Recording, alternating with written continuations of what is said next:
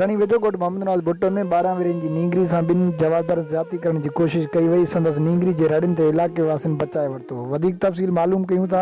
भटाणी जे senior सहाफ़ी Sadruddin Bhutto telephone line ते मौजूदु आहे। जी सदरुद्दीन, कहिड़ा तफ़सीलात आहिनि? जी जाम आशिक़, मां तव्हांखे ॿुधाईंदो हलां त भटाणी में 12 सालनि जी नींगरीअ सां मुबैना अदाई करण जी कोशिश कई वई आहे।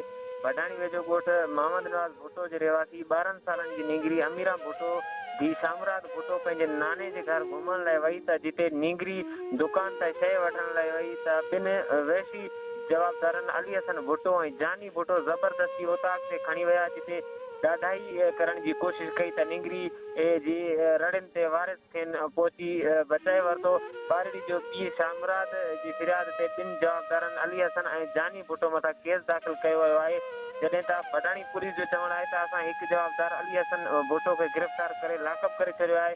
ॿिए जवाबदार जी गिरफ़्तारी लाइ पिणु छापा जारी आहिनि। इनशाला हू जल्द गिरफ़्तार कयो वेंदो। जी छापा जारी आहिनि, वधीक जवाबदार गिरफ़्तार कया वेंदा। तफ़सील खां आगाह करण जे लाइ सदरुद्दीन भुट्टो, अव्हां जी वॾी महिरबानी।